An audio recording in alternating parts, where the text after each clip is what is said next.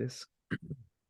That's the one. All right. Hello, everybody. I am here with Jake Orthwein and Mikael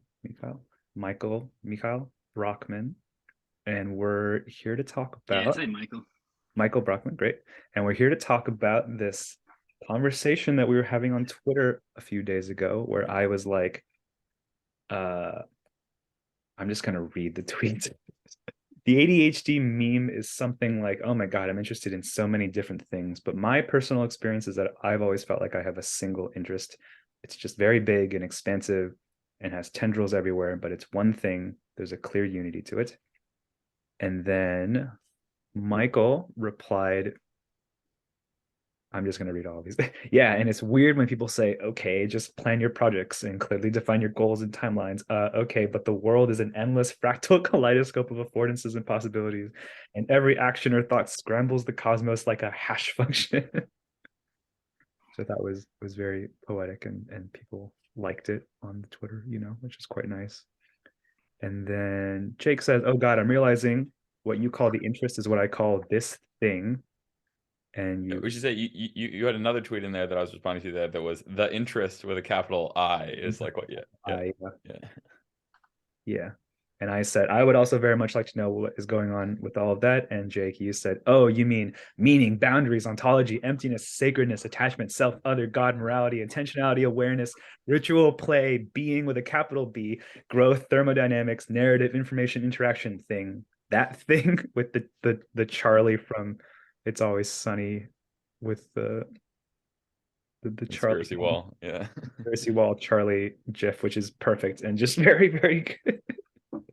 So that's what I would like to talk about today is like what's up with all of that stuff, basically, which is, obviously a very like narrow and straightforward topic for a conversation. Well, so I feel like there's both the fact that we're all recognizing that we do this thing of like everything seems relevant to a particular single interest, but then I think it's also the case that whatever that single interest is has a lot of overlap in each of our cases, because that meme that like word cluster was my thing, but I don't think it's that different. Like I know from stuff that Mikael posts that is some of that is in his wheelhouse, and I get the sense it's in yours too. Mm-hmm. Yeah, I think so. If you had to name the interest, what would you name it? I don't want to name it.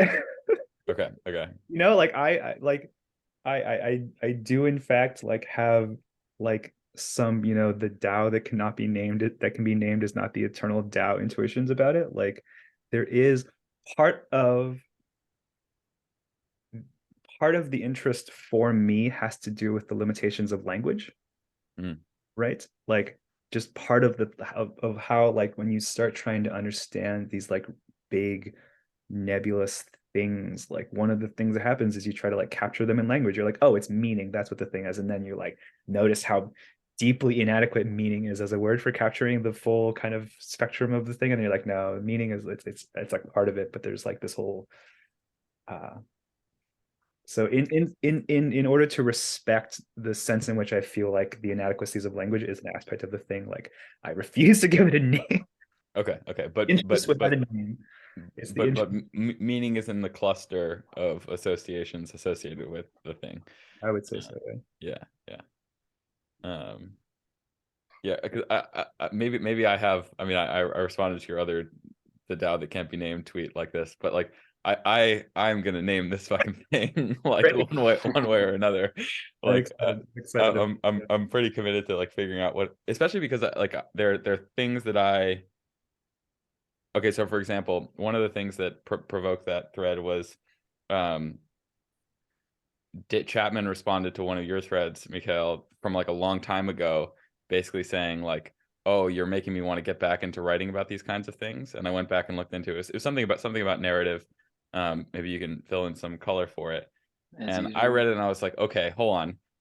Like, if David is admitting that this is what he's like cryptically writing about, then I want to know what the thing is. Like, it's time for you to just tell me, David, like what the thing is. and he didn't like go like, I have no, which would be a usual thing for her to do, like, I don't know what you're talking, like he didn't like downplay it in the usual way. He like very directly went to, have you read John Bowlby and Mary Ainsworth? Which, like, I just did George Haas's attachment course, so like I'm like, this is literally exactly what I'm thinking about right now, not coincidentally.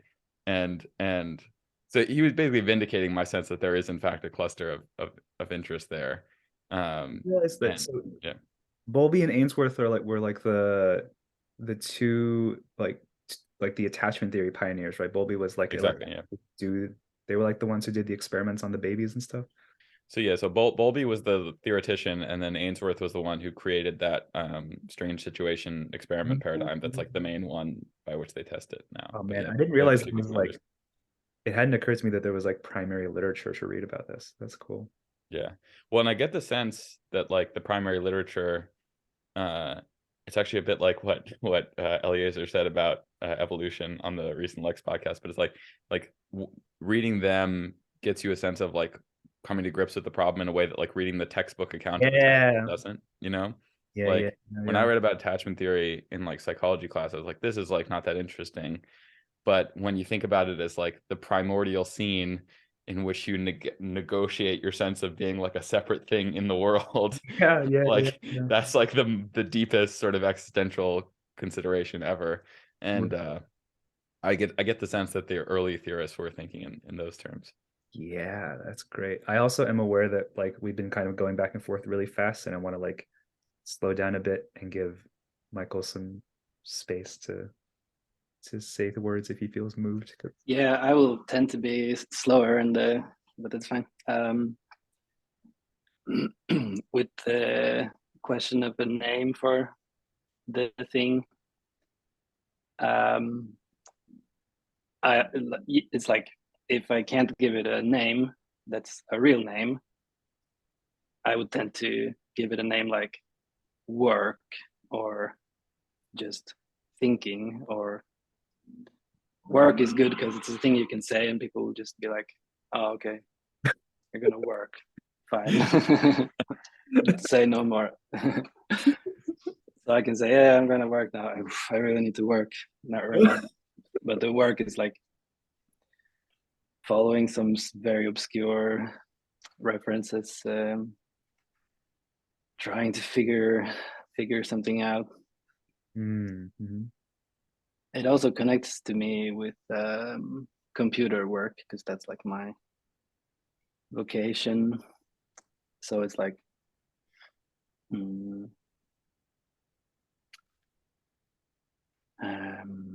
like philosophy and computer work somehow don't seem separate, which is confusing because it's like, do I want to think about things and write about those things, or do I want to work on the software to help me and other people think and work and communicate?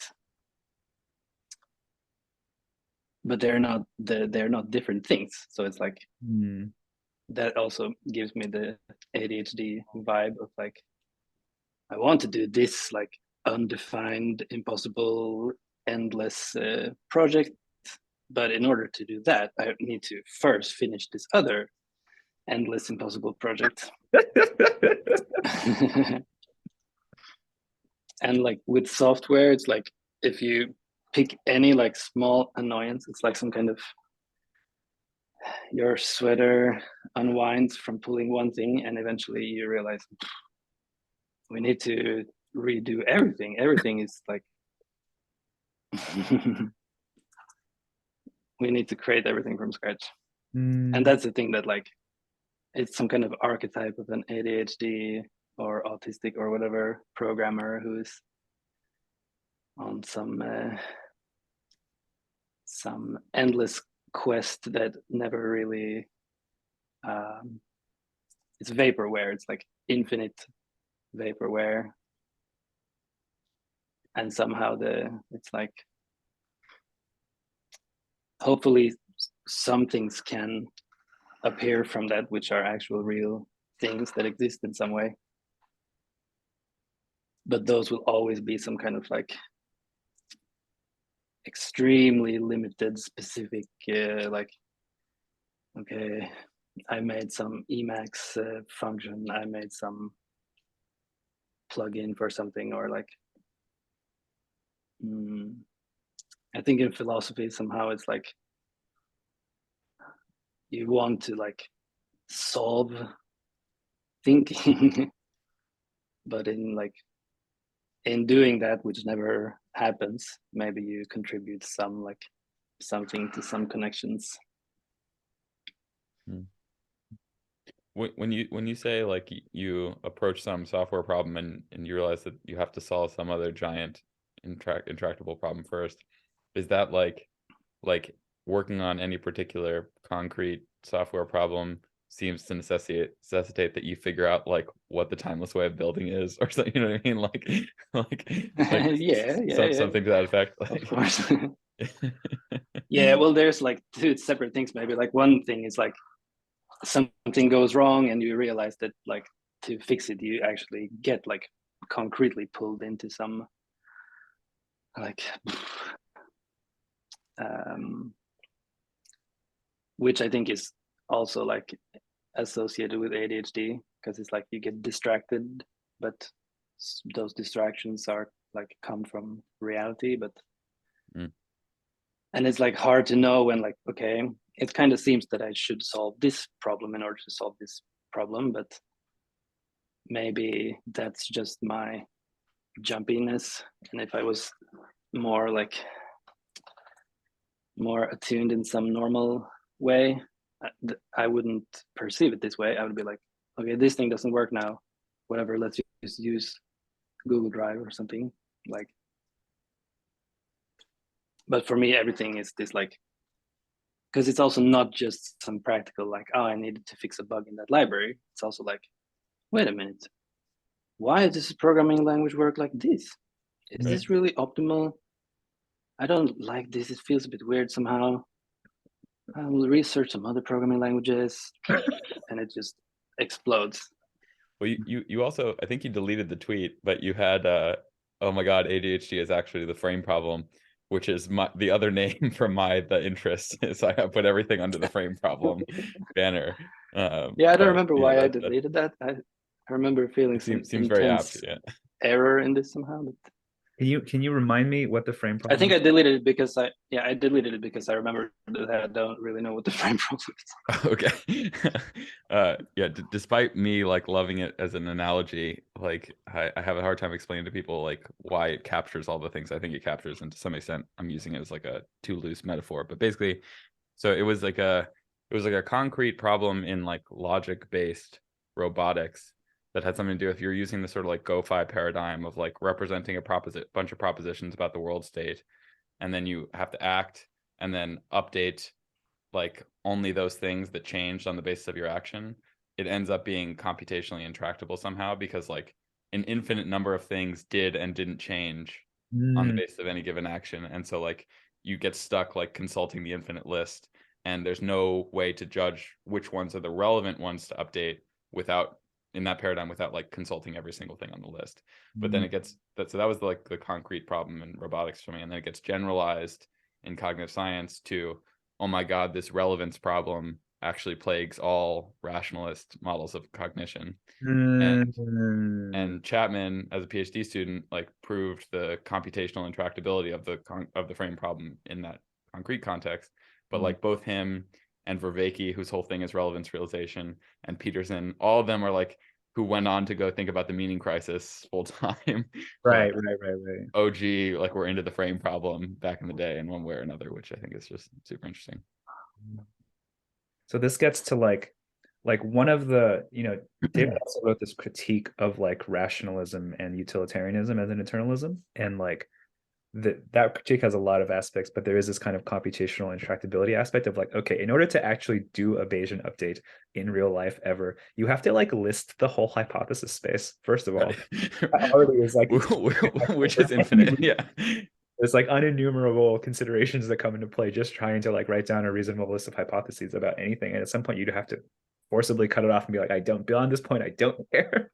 Right. Like I can't be bothered to theorize beyond this point. You have to do, this the thing that David I think calls a closed world idealization. We're just like, okay, let's pretend that everything is much simpler than it actually is, and so we can actually like get some traction. But that act of choosing what to leave out of the closed world idealization, there's a tremendous amount of judgment that goes into deciding what to Right. And then like the tacit assumption of rationalism is that you just recursively apply the rationalist framework on so like, okay, you don't know what counts as utility. Well, then you just got to do your Bayesian process on like what counts as utility, and so on all the way down. Right. And the point is to say like, no, actually this doesn't, like, you have to be doing something else to get the rational formalism in the first place. Yeah. I also have to say, Michael, that I really enjoy. It's funny to me, this is a separate thing. It's very common. And it's funny for me, like the connecting the frame problem with ADHD, because I started thinking some time ago that because I was thinking about ADHD all the time and reading about it, and I'm also interested in AI and logic and formal logic and those things, and it kind of started seeming to me like ADHD, as I saw it, was like some kind of failure to enact the good old-fashioned AI type rationality, because it's all about like making plans and sticking to those plans and like visualizing the goal and then like splitting that goal into sub goals and finishing them in order and stuff. And it's like so that's what they realized is just not really possible, that it's based on this rationalist. But I mean, of course, people have executive function. People do follow plans and conceive goals, and to some extent. And so then I started thinking that ADHD is some kind of like, is somehow aligned with the whatever the difficulty with the good old-fashioned AI. Yeah, I think that's like definitely right. Like it's one way think about it that's like more friendly to the ADHD point of view is just to say you're realizing the work that everybody else takes for granted. Like when somebody does like many step inference and they don't get distracted by the unenumerable like not relevant factors, they're just hiding from themselves the like tacit process that is making the problem seem that like clean cut to them. Whereas you can just see like there's no deep reason, there's no rational reason why all these unnumberable like irrelevant facters shouldn't be coming into play. And so I think it gives you insight into it. I have like 6 different thoughts about this that I would somehow like to be able to describe all at once. Go for it. One of them is about like we can sort of contrast this attempt to like plan things explicitly and to be sort of bowled over by the unenumerable possible relevant considerations with like, let's say you're like a good jazz musician and you're just like very good at like improvising the jazz, and like it's clear about that experience that you at any point there are like many things you could do. You could like go in many different directions musically, and like I am not a good jazz musician, but like I'm pretty sure that it like literally happens too quickly to like consciously make choices about what to do except maybe at like a very high level of like, oh, I'm gonna like slow it down a little now, or like, oh, I'm gonna speed it up a little now, or whatever. But like the moment to moment choice of like deciding what notes to play is probably just not under conscious control. Like the jazz musician probably just does not experience themselves as choosing the individual notes at all. Certainly not like making a mental list of like, here are all the notes I could play right now, which one is the best one, apply a criterion to select. Like they're just doing it, right? So there's also this connection to me with like non-doing or something, which I think gets at the sort of like, okay, the good news about good old-fashioned AI is you like don't have to do it that way. Like that's not what people are actually doing a lot of the time. A lot of the time there's like no thinking and no feeling of choice involved. You're just like somehow going with the flow. So that's like a contrasting kind of experience, which also feels relevant. So I'll just like dump that into the conversation. Yeah. Have you seen the Herbie Hancock thing it did the rounds. I can't remember if it was Malcolm or somebody who was sharing this at some point, but there's some Herbie Hancock clip where he talks about the experience of being in some like fluid jazz performance, and then somebody plays a wrong note, and then Miles Davis plays a note that makes, in retrospect, their wrong note the right note to have played, given the direction that it then goes. And like one like analogy for it is like part of the rationalist model of how cognition works is that there's like a pre-given like future, and your like Rival has a whole thing about this, about decisions versus commitments, but it's like there's like a pre-given future and your task is to not pick the wrong one, essentially, as opposed to like making the one you have in fact committed to choosing the right one, because the future is not like pre-given in any sense, and so there's no like there's no like path you could go down that's like permanently wrecked the future in some sense, because you've because there were a set number of pre-given futures and you just happen to have chosen the wrong one because you reasoned badly 5 steps before. It's more that like in each moment you can make that one you chose have been the right one to have chosen, because it's not like the I don't know, the decision is not structured that way somehow. I don't know how to think about it, but they seem analogous to me. I like the Herbie Hancock thing. That's like quite nice. Yeah, I really like those. And I like this basic insight that well, it's like there's two things that you can describe as planning or executive function, and it's a bit confusing because somehow just the terminology of it, but also maybe these practices of like to-do lists, for example.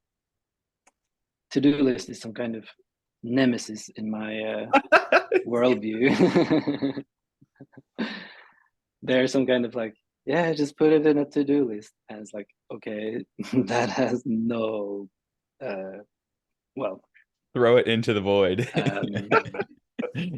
Yeah. So funny there for me about well, I'll let you finish, but no, yeah, I was just gonna say that there's like some kind of confusion where it's not the case that like executive function, multi-step pursuing a goal in some coherent way needs you to do this like explicit symbolic reasoning.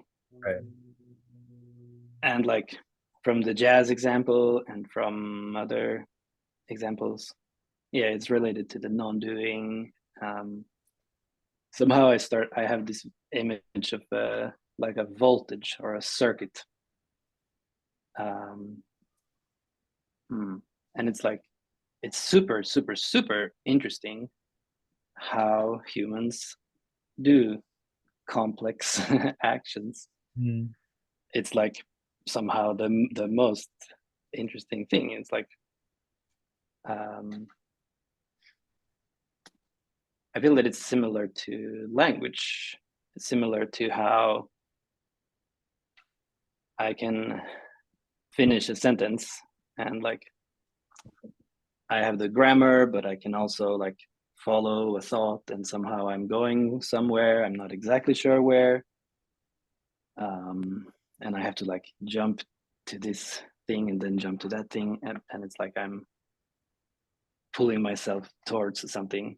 And that's the voltage, is like, is this pull strong enough, or like are these jumps too confusing somehow? And then this executive function is something like, okay, I have a basic ability to just like, the goal is over there, we need to go that way. You know, there's some short, very nice article called I know that Jake knows this. It's like the trail as the archetype of intentionality, I think. Yeah. Trail as in like walking. Then walking, yeah. So then like, yeah, like walking to a destination is also some kind of very basic kind of, yeah, you don't need to write down every step in advance. you're going somewhere, and yeah. Did you ever read part of the Computation in Human Experience, the Phil Agre book? I'm sure I've looked through it. Yeah. I know I've made some highlights. There were some funny things there. Yeah. So I definitely didn't read the whole thing, but he's got one here. I'll share my screen here. Oh, can you enable? Oh, yeah. Where do I do that? Next to share screen, there should be a little arrow up that lets you hit advanced options and then allow participants to do screen sharing. Great. Okay, it should be enabled, I hope. Okay. So he's got this list, of contrasting the planning view from GoFi with the alternative view that he's trying to like defend. Yeah. And so like the planning view says if activity looks organized, it's because they've constructed a pre-represented like hierarchical plan. And the alternative view is that like there's just an orderly coherence to like your patterns of interaction with the environment that's emergent. And like the planning view says the world is fundamentally hostile, so you've got to like plan everything out in advance. The alternative view says the world is benign and like everything in your environment is just helping you do what you're trying to do. And there's some like, I mean, like he starts the book with some like Zen quote basically to like make this point. There's some like Tao vibe here. What is the path? Everyday life is the path. Can it be studied? If you try to study, you'll be far away from it. So like there's definitely something here. This is Phil Agre, as in the guy that David Chapman worked with. Yeah. And this is like his big summary of the big paradigm shift that they both underwent. Yeah, I feel like the stuff that David wrote about this, I think, was really helpful for me in like just reorienting.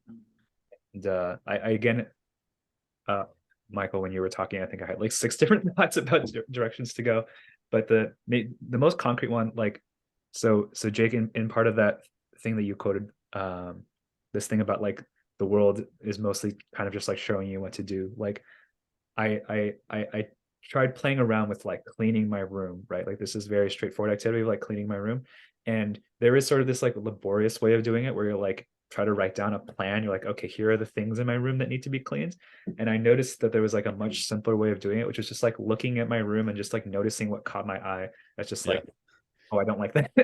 what like screams to you. There's some Peterson riff about this in the clean your room. It's like look at your house and something will scream out to you to be ordered, basically, to be like fixed. Like me and the room can like collaborate and right. Like however David talks about it, like in my interactions with the room, it will be revealed to me just like a thing like I'm gonna clean this thing now. Yeah, it's like you see the affordance for action directly in the environment, as opposed to seeing the like dead, meaningless environment and needing to like infer the possible action or something like that. Yeah. And that feels like a really good prototype of just like a thing that I can do instead of consulting a to-do list. It is difficult though, because cleaning is funny. Like I have some kind of because we live in a small flat and we have kids, and there's like a lot of demand for cleaning. It's not just like you clean occasionally because because you need to clean. It's more like a real constant struggle. But like I can only really do cleaning when I'm alone, and I didn't really think about this before exactly. It's more just I just thought like I don't know, I just need to be a bit alone and then I can do it my way. But I think it might be something like that the way that I need to do cleaning is somehow like just it feels like bizarre to me, and it's like it's not that I would write a list and like rationally think about it, but it's also like I have to really get into some kind of a trance or something where I have to like, and then like having someone else there makes me conscious because maybe they expect me to, and maybe it's complete projection and maybe everybody does it. I mean, but it feels like I have to, it's almost like going into some kind of berserker mode where I need to like really like eliminate thoughts from my mind and just see what happens somehow. And like, whoa, like an hour passed. And you wake up with a clean apartment. I'm sure this thing is there now. Yeah. But it's really effective. When you say like the like are you deliberately doing the sort of like Heideggerian thing of like having somebody else's eyes on you makes you self-conscious and therefore like keeps you in breakdown mode and keeps you from like doing the kind of like ready to hand cleaning? Maybe I'm projecting that like because we're on that train. I think that's exactly what happens. Yeah, that's a good yeah. I think that's exactly what happens. Interesting. And it is similar to like I like to play guitar, and there it's also this thing like if I'm just alone with my headphones and like I know that nobody is paying attention, then like something can happen where I'm not like, because I'm not in control of what I'm doing, and like being in control just stops it from happening. I should say, somewhat relevantly, I appreciate both of your singing posting videos on Twitter. It's great to see them both on the timeline. It's fun, right? Sometimes I like seeing that too. Thanks. Sometimes there's too many words on the timeline. You gotta get some other stuff in there. I'm just enjoying letting all this swirl around in my brain, in my noggin. There's a lot of. These are all definitely all part of the interest for me, for sure. This is. Yeah. This is getting really close to like the core of my focus on the interest, or one of my focuses, I think, which is the Christopher Alexander thing. Somehow that's like one of the main things that I feel that I need to like evangelize, because I think it's so super relevant, but it's also something that like takes a long time to get into somehow. So I don't. Timeless way of building quality without a name stuff. That stuff. So I feel like that's the piece of the memeplex that I'm least familiar with. So I've read some of the Sarah Perry posts about it, and I've like I broadly get this idea of centers, and I get this quality without a name of like life and like perceiving that directly in the environment rather than like having a sort of rationalized design process. But there seems to be something much bigger there that you're much more in touch with. So I'd love to hear how you think about it. Yeah. It really maps so neatly onto like these discussions, and that's why I'm somehow like always surprised at how I don't know, everybody knows who's Christopher Alexander, and they like have a bit of, I think it might be because the nature of order books and the pattern language too are like expensive books, and they don't really work as ebooks, kind of. I don't know. Yeah, I tried reading them as ebooks. But I don't know about this. Yeah. It might not. But yeah, it's the whole, like his whole thing is just not just, but it's architecture and building planning, like city planning. It's such a real domain. It's like that's the thing that we inhabit. Like we inhabit houses and cities and also landscapes. So it's quite relevant for everyone. And like he's saying basically that like buildings and cities became ugly and dysfunctional because of basically like left brain rationalist delusions. And then it's like such a real practical application of like the opposite of that, which is he like his whole like 4 volumes of this nature of order is like elaborating just on how he calls it like the process of creating life, or a lot of different concepts. But it really is this like attuning to the environment that you see around you. This thing that you mentioned, Peterson, saying that like something will be calling out to be improved. That's like the core thing. And then it becomes extra interesting because it goes in like a metaphysical direction,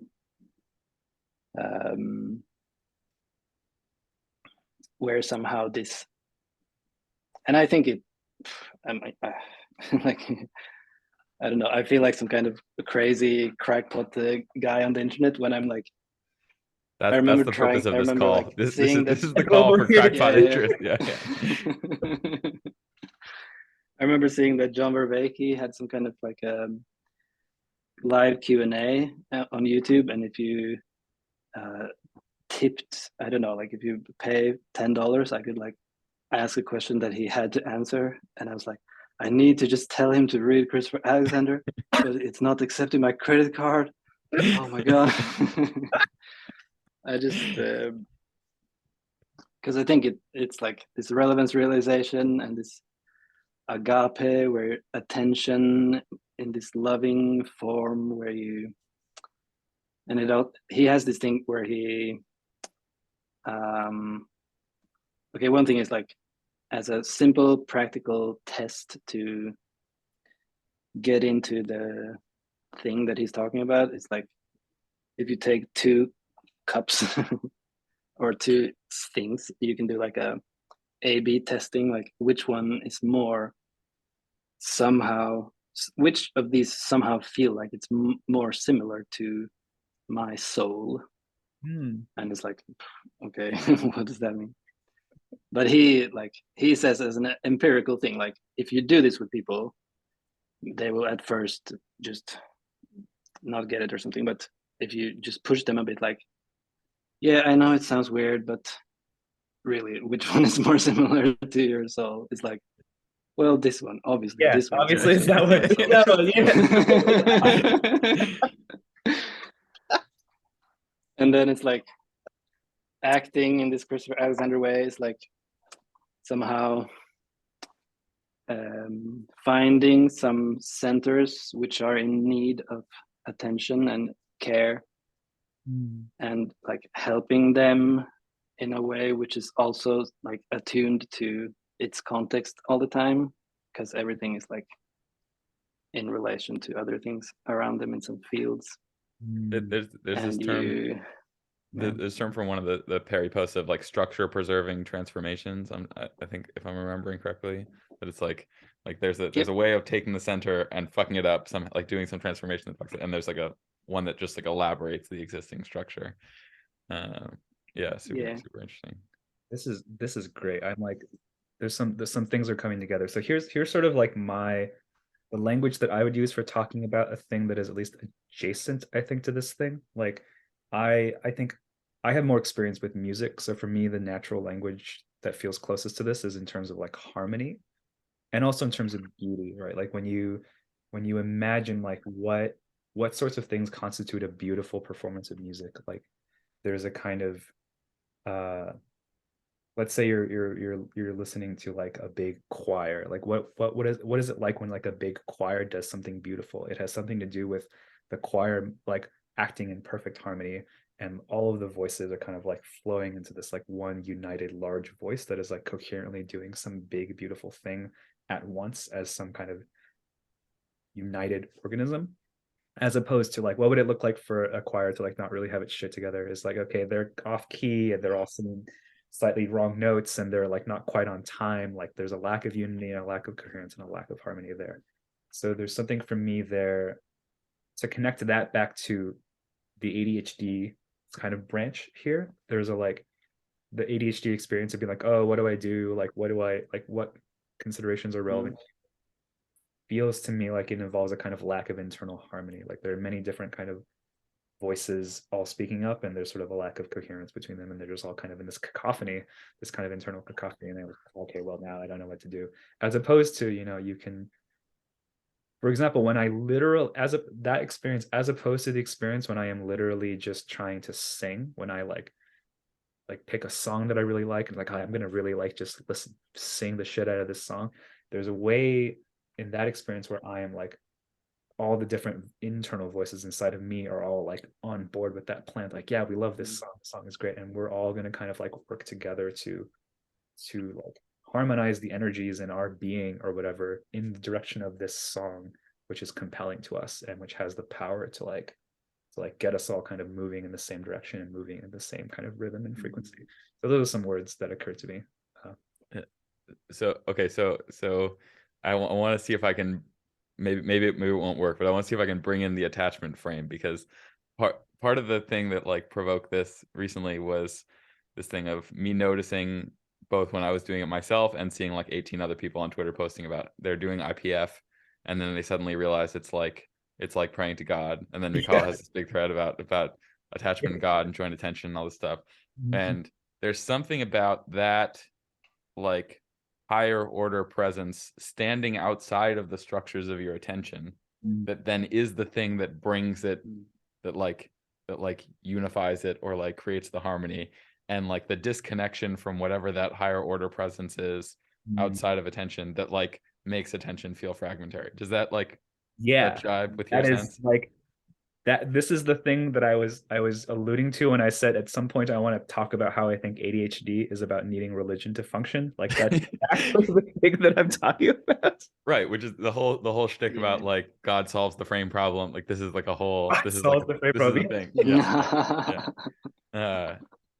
No, I think this is like literally actually like like interest. it's like the part where like if I talk about this stuff, I'm gonna sound like a crank on the internet. But but this is absolutely a real thing. And then okay, so you brought out agape and love being the kind of that kind of like godly love / motherly love that's like the force that elicits development, being the kind of attention you apply that like draws out these structure preserving transformations and like growth of life, which definitely has something to do with the attachment and joint attention thing, and like the way in which your like appropriate independent existence as an organism is elicited by the attention of the primary caregiver in a particular way that's like attuned. Like I don't think these things are like accidentally related. I think they have something deep to do with each other. Feel this. I feel it. Okay. Let me know if I verge into the crackpot territory, but like these are all part of my cluster of associations. I think we're on to something. I think there's real highly non-connection too. What's yeah, that feels very interesting. Okay, so I was gonna ask you what's the, because you had this big thread about God and joint attention. What were you trying to get at there? Good question. It's kind of a long time ago, and sometimes I'm like, what was that thing again? Wasn't that super important? Wasn't that the most important thing I ever realized in my life? I've been totally neglecting. Discovers meaning of life, gets distracted, forgets it.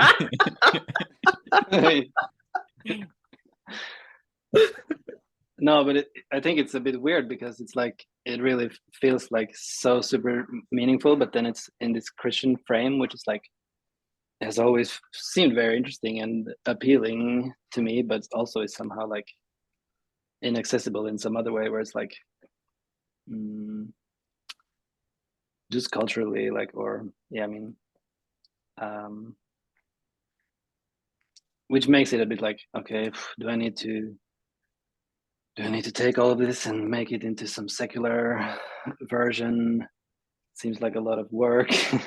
Can I just be a Christian? Okay, maybe later.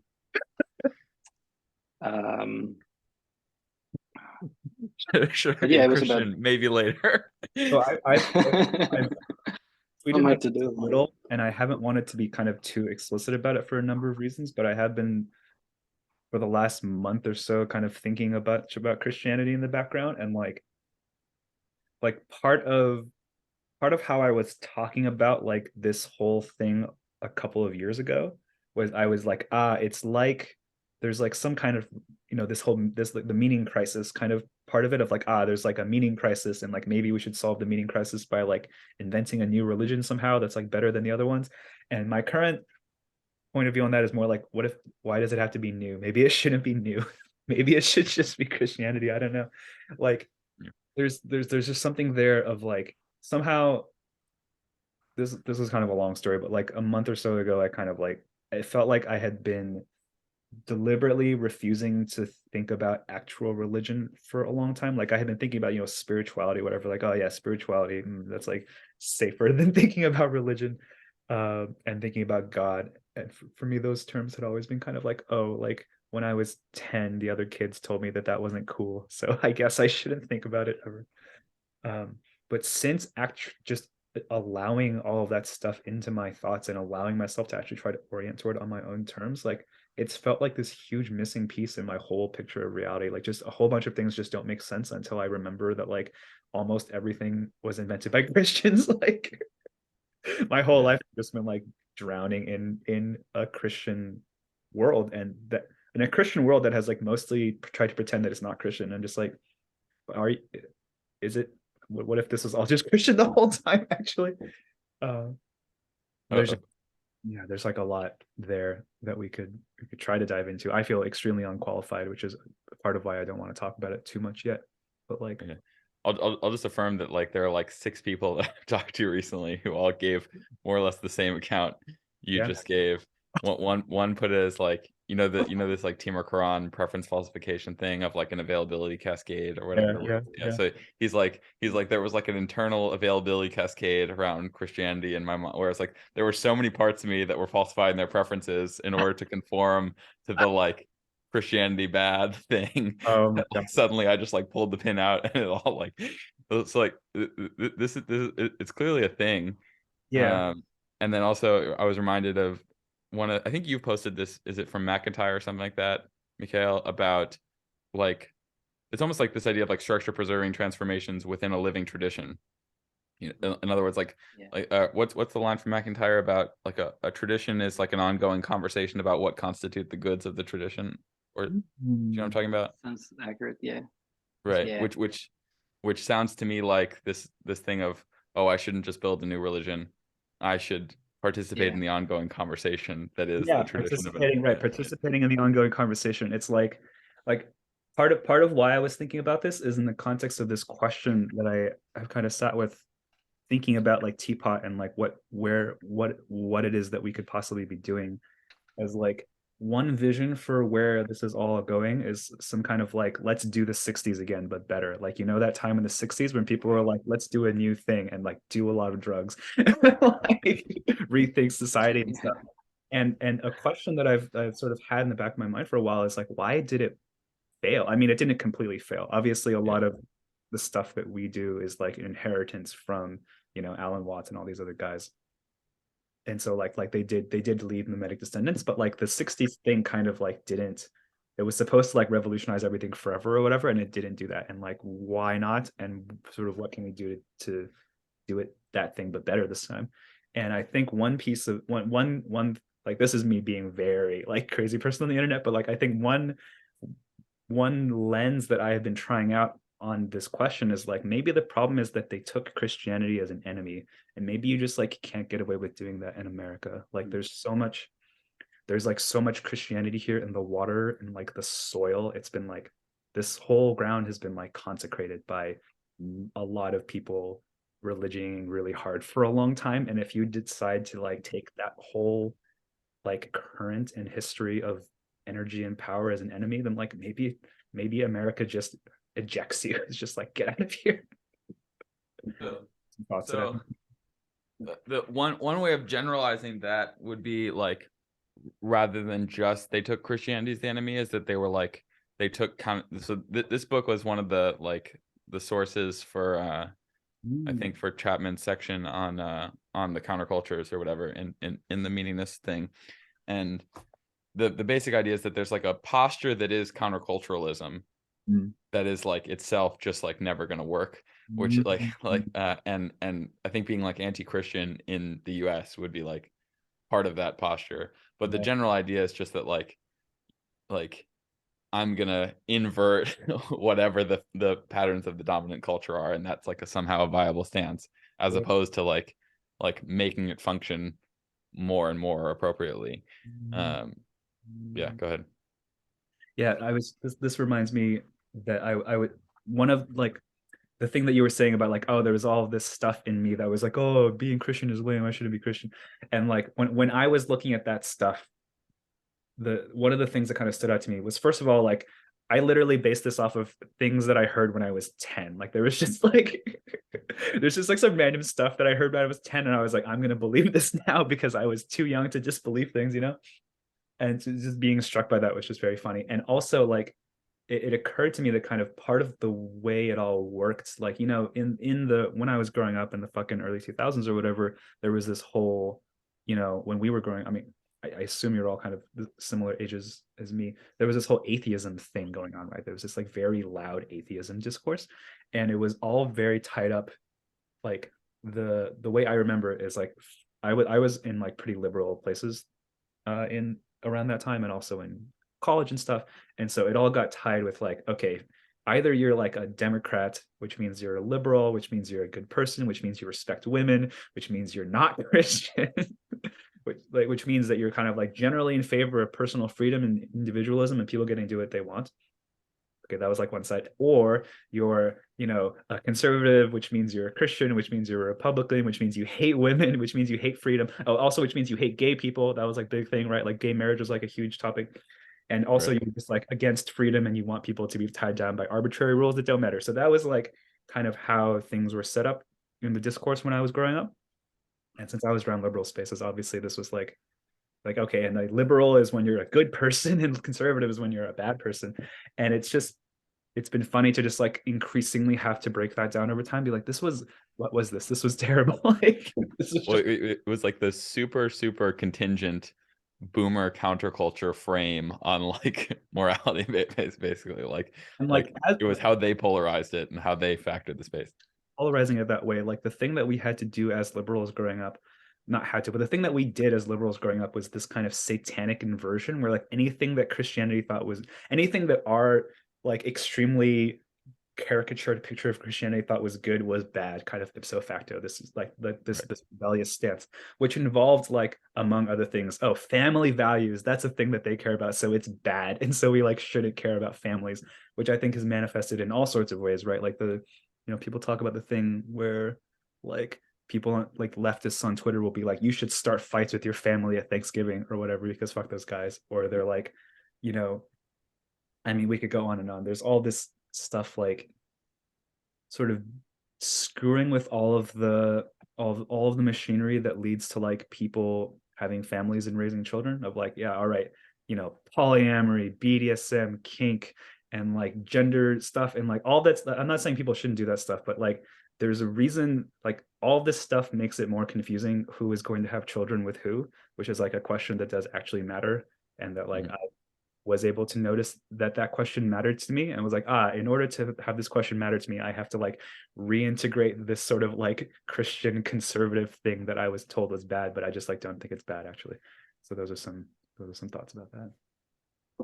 Yeah, strong agree. It's also in McIntyre's like in this After Virtue book, that's like the whole frame of the book is something like if you look around you in moral discourse and just debates about what is good, you will see incoherent arguing, just assertions and just arguing. And but at the same time, we have a lot of like moral vocabulary and moral concepts and values, and that we defend in various ways. And like I emphasize some things more than you emphasize something else. but we have like, we are trying to talk about something, describe something, and the words and the concepts and like a lot of schemas are legacies from Christianity and from other things. And but we are not allowed to, I mean, we cannot, it's like deprecated, we can't actually like ground those arguments in like the actual Christianity, like the actual source of the things. But we still like, I don't know, like, okay, marriage is very important. Okay, why? Well, and yeah, okay, I have some utilitarian reasons, I have some various reasons, but it's like the cultural structures and the concepts and the whole framework is like there already, and you have to relate to it somehow, but you don't. So he describes it as like, if there is some kind of disaster in science where the actual source and practice of science is forgotten somehow, and then you still have like a bunch of theories and a bunch of knowledge, but you don't exactly understand where it came from. And right. So you're like, I'm defending this theory. Oh, I really like this theory or something. And I think it is like, it's a different question kind of from whether it's like, because it sounds like it's about like, is morality objective truth or is it just subjective emotions? But I think it, like, he's pointing at a different thing, which is more about like, maybe it's some kind of sociology of philosophy kind of thing, because it's more about like, it's like a contingent fact about our lives now that we have moral frameworks, but the rational justification for them doesn't work anymore. Right.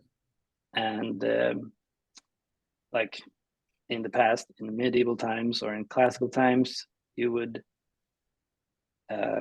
regardless of whether morality is actually objective in some universal way, you would still be like, okay, I exist within a society and a language where we can actually discuss moral claims. And like I exist within a university where I can discuss mathematical claims. I don't exist in some incoherent, confusing. Yeah, and that's a super interesting thing for me. I've been like really struck by this. Okay, so I wonder if like by analogy with natural language, there's this like sort of Wittgensteinian idea that like words don't intrinsically mean but what they mean, but they get their meaning in the context of use in an epistemic community. And McIntyre's sort of saying something similar about moral language within a particular moral community. And then you like inherit that moral language, but the living tradition that gave those terms their meaning like gets drained out over time. But then because you've still got this like holdover frame of like the terms intrinsically mean what they mean, you forget slowly as they like get divorced from their context of use and therefore are drained of meaning, and then it devolves into a kind of like subjectivism or something. Like this all seems to be the same like like meaning is actually about interaction rather than being subjective or objective, and systematic eternalism being false. That is goes to your thing about why the countercultures failed, right? Because they were like trying to do an alternative systematic eternalism when that whole frame for thinking about it had broken down. But yeah, there's one big thing, man. I would really like to read McIntyre. Like this has been kind of one of the like 30 books I'm like, I should really read that someday. But like the thing that I'm getting here is this kind of like the moral conversation in Western civilization was like largely a Christian conversation for literally, over 1,000 years or whatever. And then somehow like there was a point in that conversation where people are like, we are going to deliberately forget that fact. We're going to pretend that it has that this is not that we're going to like forget the Christian roots of all the concepts and words that we're using and just kind of like pretend that we're having this totally secular conversation, but it's just not. That's just like not where any of the words or the concepts or kind of even the kind of impetus for having those conversations comes from. And we might as well. I think that's like the Enlightenment, like in the way McIntyre tells it. That's like kind of the Enlightenment is like, whoa, God doesn't exist. I guess it wasn't such a sudden, but it was more like detaching from the religious structure. And I don't know so much about this, like the particular history of, but I know that he describes it as like, one of the chapters is called why the Enlightenment project of justifying morality rationally had to fail. And he describes it as like the Enlightenment happened somehow. God and the church were no longer usable as rational or as like coherent grounds. And also like okay, so yeah, it's like the Christian period is like the predecessor culture for us, and the Christian culture was like a modification of the classical or Aristotelian culture. So that's where this stuff about virtues is like, okay, that's the Aristotelian tradition, and then there's the Christian tradition, and then there's the Enlightenment, and then you can't refer to religion, and you can't really refer to some like coherent and like flourishing, human flourishing, a good life.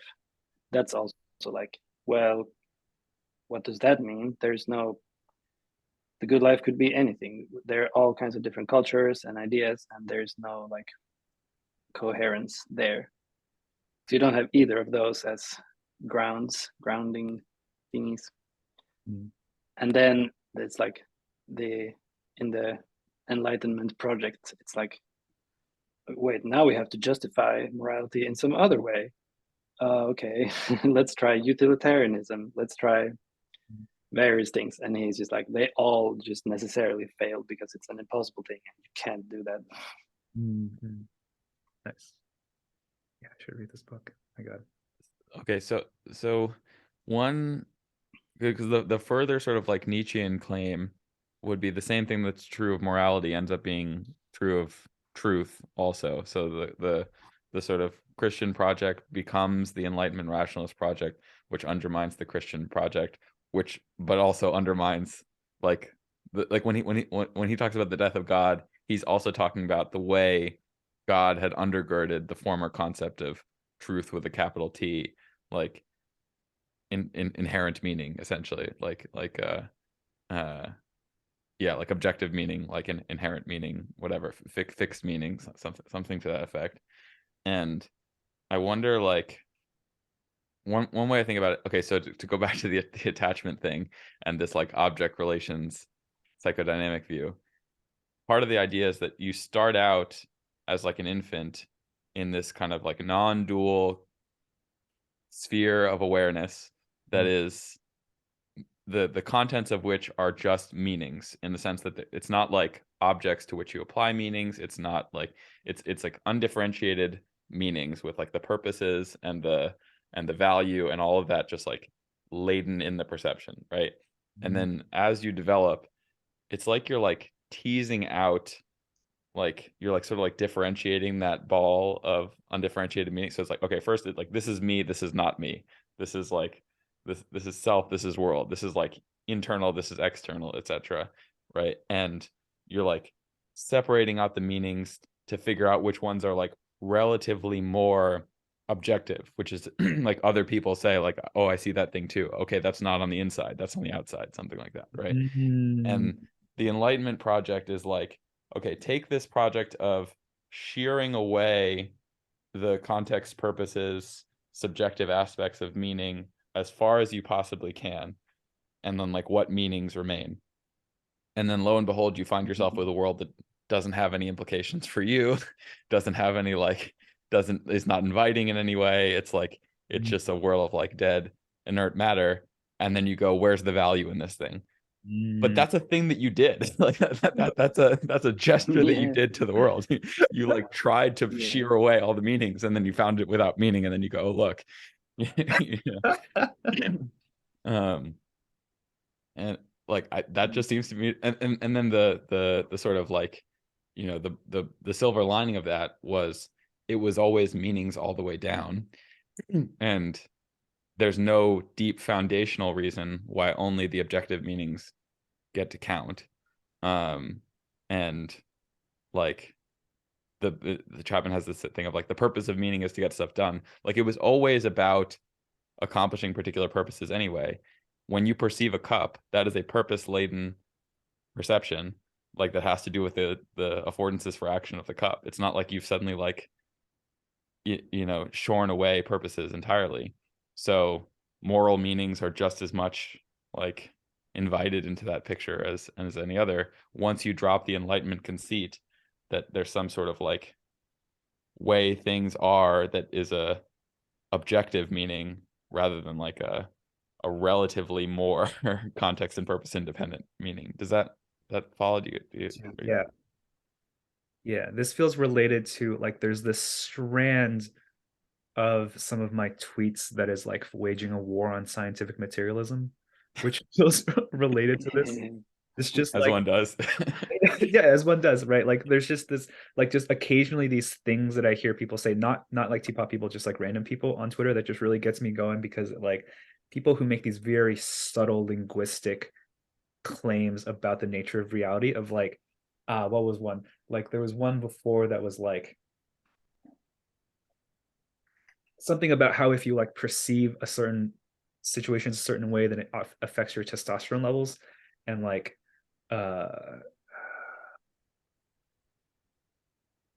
like, oh look, like a mere perception can like affect a mere like, this is not the way that they put it, but like the way I sort of read it was like a mere perception, which is something that is not real, can influence your hormones, which is something that is real. And I was like, have you ever seen a hormone before? Like, what makes you think that hormones exist? Meanwhile, I am perceiving things constantly. It's extremely obvious to me that my perceptions exist. You also flip that and be like, both perceptions and hormones are things in the world. They're both objective things. They're both like things in the world too. Like what makes you think that like perceptions are existing in some kind of like but fairyland? Like yeah, integration of perception, and I was like, what is this? Like, this is not, perception is like the only basis we have for even asserting that hormones exist. So like, what's up with this reversal where like, you know what's real is like the stuff I read about in my 8th grade textbooks, like galaxy, like, you know, like quasars are real because that's science. And it's like, have you ever seen a quasar though? Like, meanwhile meanwhile, things that aren't real are like ghosts and spirits. Like people see ghosts and spirits all the time. I'm just saying, like, they're much easier to see than like protons. And it's just this absolutely backwards of like, this backwards thing of like, there's this like picture in my textbook of like what the universe is like really, and this is what's real, as opposed to like the actual like stuff, like the tables and the cups that I actually like are at hand for me to perceive and to experience and to like do stuff with. And it's just so like, it really gets me. It really gets my goat, man. Gets my goat. People trying to say quasars are more real than ghosts. That's people. Like, one way of thinking about that is that like the intuition of what's real, like the sort of, or the like the deepest realities from the point of view of your nervous system are the ones that like were most relevant to it across the like longest possible stretches of time, right? And so like if, for example, like the ontology of like the mother was much more relevant to your survival over a very long evolutionary timescale than was like a cup, then like the mother archetype is like more deeply inscribed in your nervous system than is like I don't like whatever next thing we discover about objective reality. You know what I mean? Like it's like a much deeper reality from the point of view of what's relevant to you. And like Yeah, I wonder if this is just like why. Well, I don't know. There are a few different directions I could take that, but I'm not sure. If only this was on Twitter and we could just thread everything. Yeah. One limitation of actual conversation. Yeah. I think the nipple is the like your mother's nipple. That's like the archetype of a center in some sense. Does Alexander actually say that? Because that would be totally plausible to me if that were. I don't think so, but okay. I don't think he mentions that. Maybe it's too I don't know. I don't know. Unprofessional. I just know that in one of the books he just has like a small black and white photo of a mother with like a big belly. Yeah. I mean, he has tons of photos and examples of centers. But that like example just seems like, yeah, that's a real center.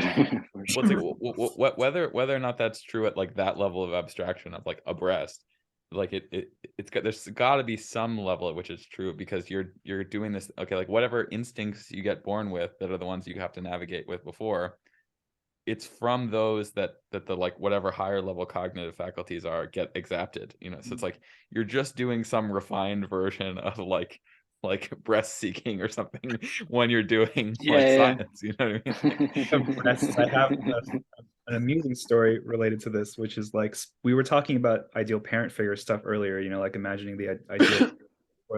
And when I was doing ideal mother stuff last year, like it was very, this was like partly sort of a theoretical guess and partly just like what I felt drawn to when I was doing it by myself, which I was like, okay, when I was a baby, my mother was like much larger than me and breastfed me. So when I did ideal mother stuff, I was like, she's gonna be huge and naked with big titties. Like this feels really obviously the direction to go. And it was like extremely soothing. And I was also reading about like, you know, like I was reading like pre-conquest consciousness. I was like, okay, so in the ancestral environment, under ideal conditions, there would have been like a dozen women around ready to take over for my mother in case like my mother needed to go off and do something, and I would have just been like in contact with like one of any number of women. So I was like, all right, 20 giant women who are naked with big titties. And that worked really well. I was like, this is incredibly calming. This is so good. And I feel like there's just this massively under theorized connection here to like porn, basically. Like, yeah, a lot of like the like, you know, I think this is less true now than it was when I was growing up. But when I was growing up, sexuality was extremely breast centered. Like everyone in America was just obsessed with breasts when I was growing up. And I look back and I think it's less true now, but like there's still a lot of breast stuff, obviously. And I'm like, well, from an attachment point of view, there's an obvious significance to breasts and it's not that sexual, you know? Yeah, no, that is for sure. That is for sure. The thing talk about this. So important. The thing about being much larger than you too, like there's a weird thing. Like that's a fetish. Giants is like a whole fetish. Okay, I wasn't gonna go in the porn direction, but that's also not super surprising to me. But the religious connection to it comes up too, where it's like there's some feeling that I've gotten doing the IPF thing before of you're a baby, but you're also like a baby god somehow. And like you live in a world full of like big giant, like essentially like Greek Titan type figures, like god like figures that are somehow just like big. And the world is like that it's like made up of those kind, like when you read like mythic stories about like the gods fighting among each other and they're these like big, like that's what it feels like the world is shaped like from the standpoint of having like dropped back into this like infant consciousness of like everything's huge, you're a god, everybody else is also in some sense a god, and you're all playing in some sort of like mythic terrain. Do you know what I'm talking about? What this makes me think of is like the practice of literally, you know, making giant statues of gods, and I'm just getting to experience that sense of vastness of like, oh, here's this entity that's literally just much larger than myself. Yeah. And also like erecting external representations of like deep parts of your nervous system out there in the world, you know, like, you know. Yeah.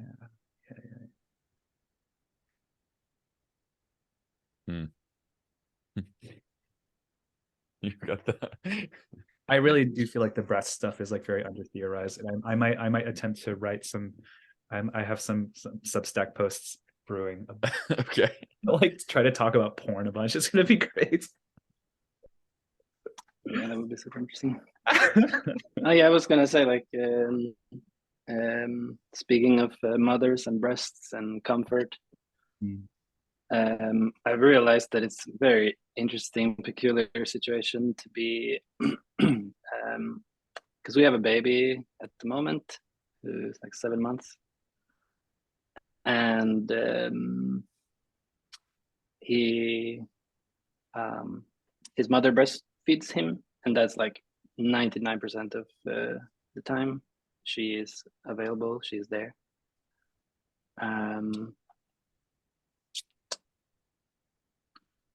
And that kind of makes sense in our lives at the moment. But obviously she needs to go and do stuff. She needs to go away from him occasionally. And the feeling of like when she leaves the house, I'm there with the baby, is so different from when she is there. Because like, and the interesting thing is like, I know that I will not really be able to comfort the baby. Like after a certain amount of time, I know it's just how it is. He will start to miss her. He will want breast milk, and I will not have it. And then he will cry and cry and cry, and maybe he will fall asleep from crying. But he can get so sad, and it's really like, it feels like existential sadness. And obviously we try to minimize that, but it's like, it's not always so predictable. And it also like, it really affects me from the very first, like because I know that I don't have this like ultimate soothing thing which he will just like fall asleep. I don't have that at all. And I know that it's like some kind of and I can predict that that's how it is. So it's like, I know that comfort is not there. Yeah. And I know that we are like in some way heading towards this sadness, and it really like shapes the whole. And I try to be conscious, and I try to be like,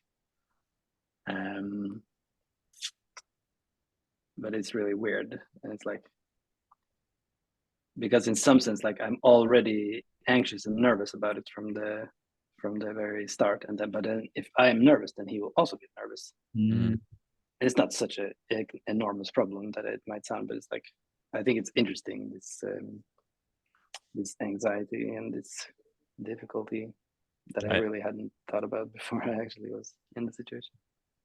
My brother just had a child, and I was in that position, not regularly, but I was in that position for like a whole afternoon where his mother was out, and I was like charged with being with the baby, and I just had to be like eventually, like there was like bottled breast milk, like got through the bottom of the bottle. Yeah. It wasn't enough, and it's like, like there is actually nothing. And you do like I get your point, that's like not a big deal, but it also is the hugest possible deal in the world of the baby. You know what I mean? Like it is like the silence of God. Yeah. Like it's like that scale, exactly. like despair. It's just What this actually makes me wonder is if there is like a market for like prosthetic breasts that you could put breast milk into specifically to like be a partial substitute for when the mother is gone. Yeah, that's I don't really know. I mean, because like all the bottles are obviously some kind of like nipple breast imitation in a way, but it's like quite low resolution. It could really be like the whole thing needs to be warm, it needs to be soft, it needs exactly. to be attached to more me, so that it could be more... because it just feels like such a caricature that's like, I can also be the source of the love and warmth that you need. Here, I have this bottle. Take this bottle. Like, okay, Dad, whatever. All right, this is the new teapot business ideas. Warmer and giant lifelike breast milk. Some kind of super stimulus breast for babies. Well, it shouldn't be. Yeah, that's like an interest. That's like, I feel like the Qualia Research Institute should like expand from perfumes into, it could be like a real, like, multiply the pleasure and ontological security of infants with these huge super stimulus breasts. It might have some strange second order effects, I don't know, but it could be worthwhile. Oh dear. Oh boy. Well. Okay, I have to ask, because you use the term ontological security, like that's also what comes to mind when I like think of this whole like cluster of meaning, boundary, sacredness, attachment, self, other, God, morality, intentionality, awareness, etc. Like, yeah, why did you say ontological security as opposed to just security? I haven't read, like, it's not, I don't know where is this reference. Like, I really like the concept. I remember looking it up on Wikipedia for some reason, like, and just seeing like ontological security, blah blah blah blah blah, and then just like one sentence there, something like just some like link to some research study where it says like some studies have shown that as a child, if your parents own their own home, a house, then this is associated with higher levels of ontological security. And for me, that was really like, whoa, very interesting. Because I have always perceived some kind of like that I am like a apartment rental type person, and it's very different from those house owning, or like the kids who somehow lived in houses that their parents owned. It just seemed like some kind of categorical difference.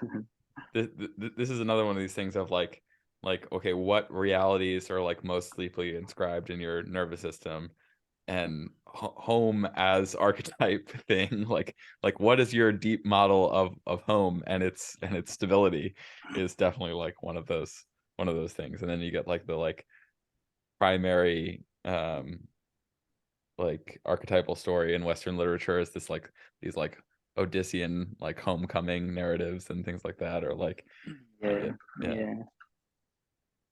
Oh man, the Exodus. right.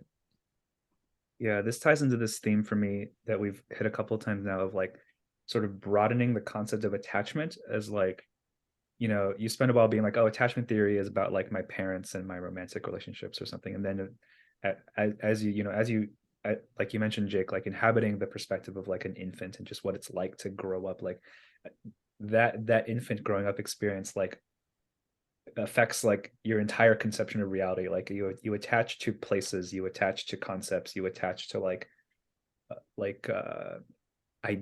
ideas. I'm not explaining myself very well, but for example, you attach to home. Like that's one of the things I attach to is like, what is this place in which my parents and I live, and in which I get fed or I don't get fed? Like, what is the nature of this place? And for me, for example, like I moved a ton as a kid. Like I was born in China, but I moved to Singapore when I was 2, and then I moved to the States when I was 6. And I went to 3 different elementary schools in first grade, and we moved houses at least once during that time. And then I went to 2 other elementary schools for the rest of elementary school, and then we moved again to another city for middle school. So like for me, reflecting on this home question is just like, yeah, there just wasn't like I was shuffled around in a million different places. Like everything was very unstable. And like I have reflected before that like I grew up like very kind of what's the word, like unanchored to places in general. Like I just didn't care about my physical environment. I just didn't pay attention to it because I was like, whatever, this will be different tomorrow. Like this doesn't matter. This is like ephemeral. I did pay a lot of attention to people, and I cared a lot about people. You know, there were people I liked spending time with. There were people who felt like home. I was like, these friends of mine, sort of the closest experience that I have to like feeling at home. And then mere places, I'm like, wow, places are just places. whatever. That's like not where the action is. That's just like a thing that comes up for me around attachment and home. There's a little bit like the thing you learn you can't rely on is the thing you don't form the secure attachment to, kind of like thing. Yeah. Well, yeah, I also have this not such a drastic childhood movement, more like, but I still like I've always felt like that's like core to the story of my life are these moves, and especially that it's, yeah, that reminds me of the tweet that you quoted in the beginning of like scrambling the cosmos with every step. It's like, I don't know if I felt it like that or if it was really that like I don't feel that it was like traumatizing in some severe way, but I feel like, yeah, childhood is a place of these like and then kind of settles down, but it's still a bit like, and then like, and then we were quite stable in one with like my hometown, which is actually not my hometown, but it's the most stable and like the place where I kind of grew up in some way that I even remember. But then after like as soon as it was possible, I moved away from my hometown, and then I moved to some other countries. Now I live in a foreign country, and so it's like, yeah, some kind of exodus thing feels really like part of my story. And yeah, I wonder if you have like thought about it in connection with ADHD patterns. I bet it's something that is studied in psychology. I don't know. I mean, I also don't like traumatized. And then also like the internet is like, yeah, the internet as a place, like a whole thing there. Yeah. I also don't, traumatized doesn't feel like an accurate word because I don't remember being upset about it. It's just more like it happened so frequently when I was so young that I was just like, this is the nature of reality, you know? Like this is just what it's like. You just don't get to stay in the same place. You just like physical places are just ephemeral, and that's just what they are. And I don't know anything else. But like the thing for me is wondering, you know, I know people who grew up in one town their whole lives, and I just like, I think I can't, I don't even know what that is like from the inside. I can only kind of guess that there is a kind of like setting down roots that one can do when one is in the same place for a long time and knows that is sort of the default. Like, there's like, you know, for example, if you own a house, you can like wake up one day and be like, I'm gonna start a garden in my house. I'm gonna like build a tree house in the back of the house for my kids. Like you can start and expect to finish projects that take a long time to pay off. That wouldn't make sense if you didn't own the house, because you're like, well, if we're gonna leave in another year, it doesn't make sense to do any of these long-term kinds of things. But like when you are like, we're going to be here for 30 years or whatever, you can start like 10-year projects. And I think there's something kind of similar for like getting one's like energetic roots into the soil of a place that you know you're going to be for a long time, as opposed to like, well, you know, like even after middle school and high school, like I was in the same place for middle school and high school. That was like 7 years, which was like the longest period I'd ever been in the same place. Then I moved for college, as many people do. That was like another 4 years in a totally different place. Then I moved for grad school. That was like another 6 years in a totally different place. And like there's something there for me about how like it just hadn't occurred to me that it could be any other way. Like it hadn't occurred to me that I could have stayed in Bellevue, which is where I am now, before college on purpose. That I could have been like, I would like to stay here where my friends and family are. Like that just never occurred to me as a possibility. I was like, nah, I'm not gonna do that. But some of my friends did that. Some of my friends stayed here. They were here this whole time. And I just like don't know what that's like. You know? Do you relate to this feeling? If I describe like the feeling of being like you are you, and you're in some kind of social context with other people, and you have the feeling that those people, they are real, and they somehow are just participating ongoing in some kind of reality, and I somehow I have just come into this place. I see those people there. They have their habits and ways of thinking, but I'm somehow in a more,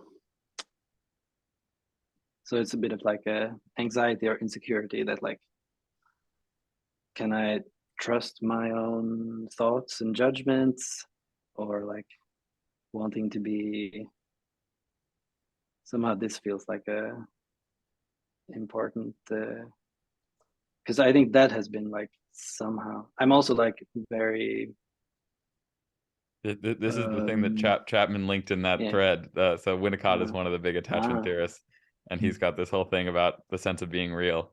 Whoa. Okay. Play Yeah. in the sense This is the thing. Yeah. This is definitely a thing. It's a thing. Yeah.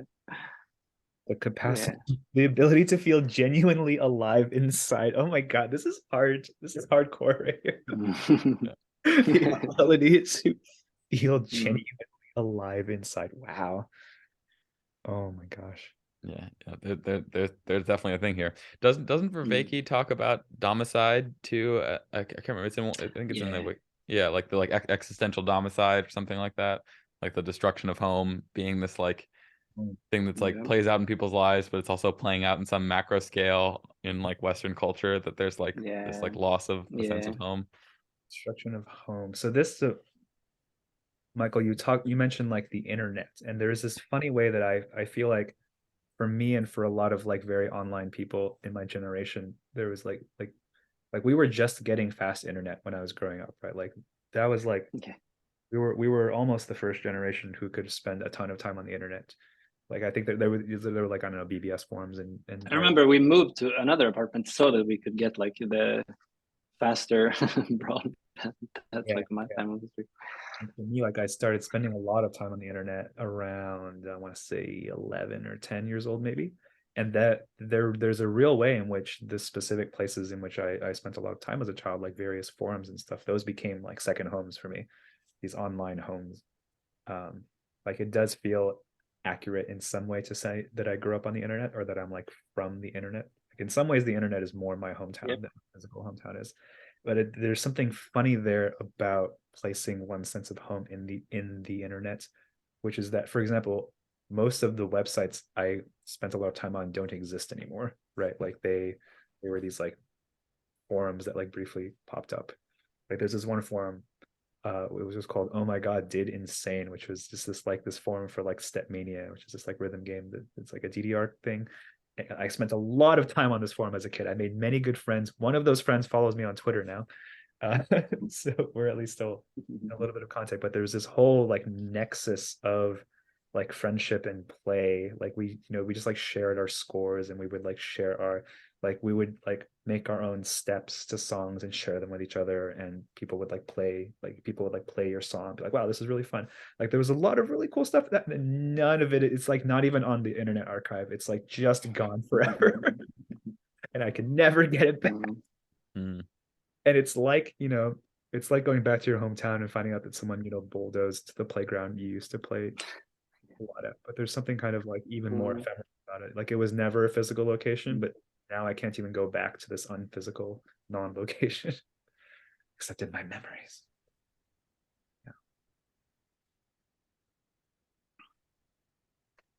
Yeah. I read in it's the book The Spell of the Sensuous. It's a very cool, interesting book. It's also one of those things that I fervently like. It should be like canonical text for you, both of you. It should be a canonical text for everyone. Add it to the pile, man. It's just like so relevant. Like if you look at the table of contents, you will have this experience of like, is this generated by GPT-4 specifically to be maximally relevant for everything? Like when I go back and look at it, it's like, how is this so relevant? It's unbelievable. But anyway, no, I remember he writes there about like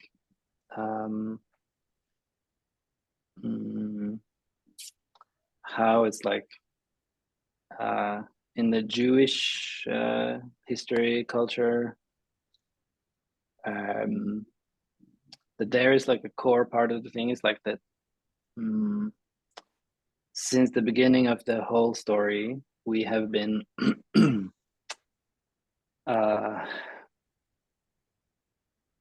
like domicide has been a part of the story from the beginning. We were expelled from various homelands. So somebody has always gotten these things before we can. So, and then like text becomes like, because they have the alphabet and writing, like super sophisticated textual writing culture, and that becomes like portable homeland, and that's like, yeah, that feels like the internet. Oh, what the fuck? Okay. Do you think something like this is what Peterson is on about when he talks about the Bible as the book being the thing that resolves the Western culture frame problem thing? Because there's some sense in which like these patterns of influence among texts and like which texts most influence other texts end up shaping the structure of a canon, which ends up shaping the sort of like distributed shared context of a culture, which in turn like shapes the meaning environment into which they're enculturated or something like that. You know what I'm talking about? Like this idea of like somehow like a text being home and like serving these like functions. I don't know, something like that seems to be. Right. It's a nice vibe. I don't know. Thinking about what that makes me think about is, Visa is always going on about like libraries and books and stuff. And I think there's like a marked bookishness to many of the people in our scene. We're just like, yeah, have you read this book? This is the one that will change you. This is the one that puts it all together, man. This is the one that'll change your life. And like there is something quite. But it's always like these are all books about like embodiment, and there are books about like, I read this Heidegger book that proves that philosophy is useless and thinking is stupid. And, Right, but there's sort of also this progression. Like, there was a period maybe 2 years ago where I was like collecting therapy books specifically. I was like, yeah, guys, give me all the books you have about like trauma and embodiment and emotions and stuff. And that was all good. And I'm glad I like got to get that stuff and like get good enough at all that stuff to like start asking different questions. Like, okay, but like, what about God? What about like, and not even God, but just like, what about, where did all of these concepts and ideas that I structure my whole life around come from? And then you start asking different questions and looking at different books. And I'm trying to like read about Christian mystics now. And I'm like, okay, the Christian mystics, what was their deal? Like, what were they up to?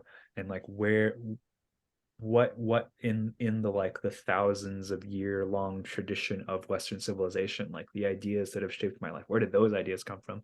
Who were the first people to have those ideas? Like, what did they think they were doing? Like, where does this all bottom out? That's been like a very rich question.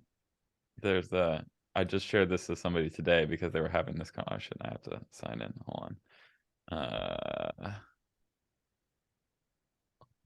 Goodreads always failing me.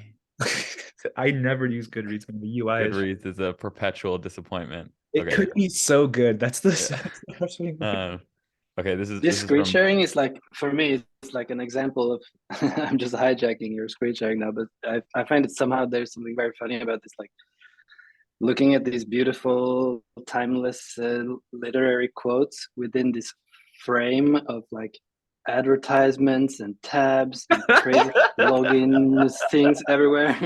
I'm trying to like zoom in past the like clothing ads like that, yeah. This is from Borges' Library of Babel. He says he's talking about this like endless library basically as some sort of metaphor in a similar respect to what you're talking about. He says the library will endure it as the universe. Oh shit.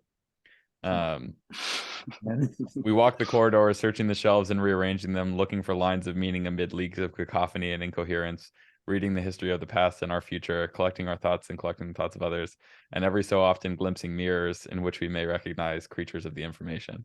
Which is like, I don't know why.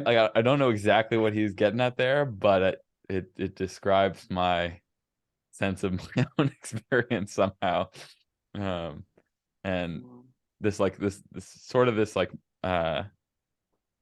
this like metaphor of the universe as a library, and all this also this like activity of like collecting clusters of books to structure your own like sense of like you know what I'm talking about, like structure your own like Mikael and I always like post these like giant like highlighted blocks of text like nobody actually like reads in the threads, but just like let me just like throw 19 of my Kindle highlights into this conversation. Like I read those are very good. Yeah, I've noticed that I tend to like, I post some like random one-off comment about something, and it's like but it becomes a thread, so it's like first it's like some random like shit post basically, and then it becomes like 3 or 4 consecutive posts with four each, like each post has 4 Kindle screenshots, like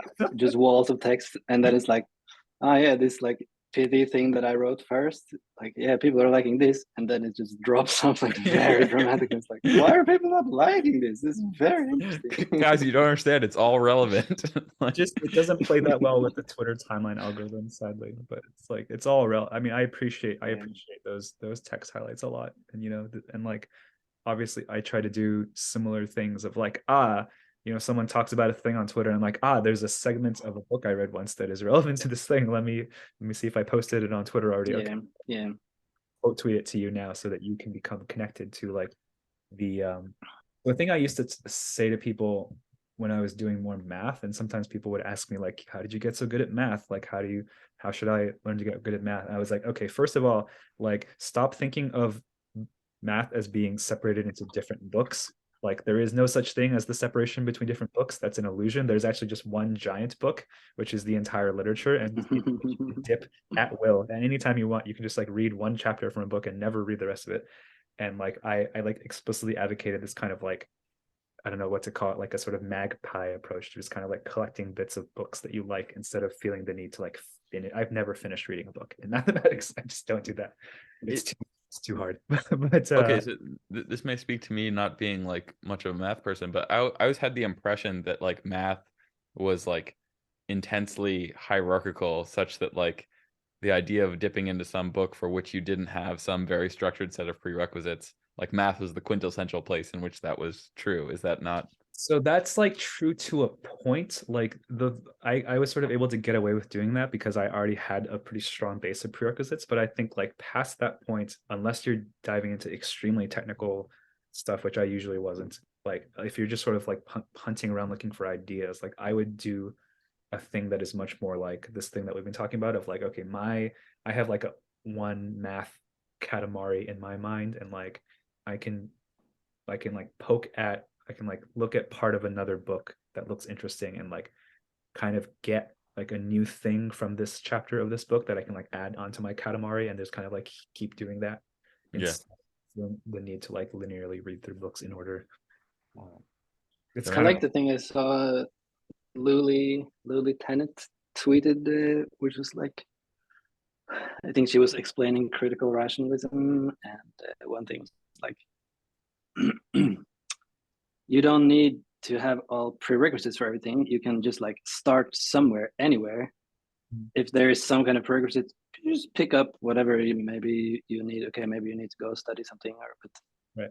Yeah, that also feels like compatible with ADHD. Like that's how I've always approached things. It's like, that they have a line. I'm not sure if it's there was some conversation with Deutsch about it, but they have this line of the frontier is everywhere to point to that, which is that like it's not as though you have to like build and build and build and get to the frontier, but like knowledge has infinite frontiers in any given direction at all times, basically, that you can be on and be creative on. And this thing you were showing from Phil Eggers, you were screen sharing Phil Eggers' book, and there was the worldview of the situated embedded actor who feels that the universe is benign, like the world is benign. That feels like is that like the same thing as I see those, like I don't really know about this Deutsch and Popper I see them talking about optimism all the time. Is that like similar? Is that the same thing? Well, this is a whole. So Luli and I have a conversation. She and I are both going to go back on that guy Chris Lofgren's podcast in a week to like kind of update and refresh this. So like my like first set of like major Twitter conversations was all about mediating various like Chapman versus Deutsch type disputes, and I like had a foot in both these worlds. And so like I went on this Crit Rat podcast and did like 100 episodes just like pilling the guy who hosted on David Chapman, and like eventually converted him. It's there's like a whole thing here. So like I have an exaggerated sense of what the difference is between those two worldviews because I just spent a bunch of time like nitpicking about it, but there's some abstract sense in which they clearly like attract similar kinds of people and have similar virtues. But I could also go off on the like subtle ways in which they're like different. And like I think the Deutschian optimism thing, they get that from this thing of like, yeah, like problems are solvable, as like a sort of like axiomatic claim. I don't know that I follow them there. Certainly, like if I were to make a critique of the Crit Rat view, it's that it's not sufficiently like the situated embedded view. It's like too much of a rationalism still. But have rationalism in the name. It's right there. Yeah, I know.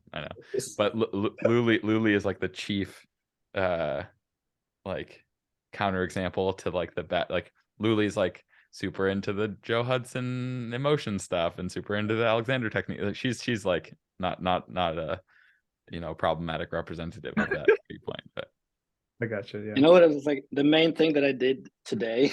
It's a funny, somehow strangely relevant anecdote again. So for like since last year, for months and months, I've been trying to buy a piece of land in Riga, where I live. And just today, like I realized that, oh, I am actually the owner of this land now. I thought that there was some more process to. I thought I'd needed to go to the government and get a paper or something. I don't know, but it's like I just realized, oh, okay, I'm allowed to go there and do stuff now. I'm allowed to have agency in this, within this boundary. yeah. So I just went there today, and it's like it's a funny piece of land. It has very like, it has a lot of strange pre-existing structure, and one of those pre-existing structures or centers is like that there's a huge pile of trash. It's really like interesting, like how did all of this trash end up here so compact? It's like a compact wall of trash. It's like televisions, sofas. It's really quite interesting. But so I was there today, and I was like, I just came there. I didn't have a plan because I didn't expect it.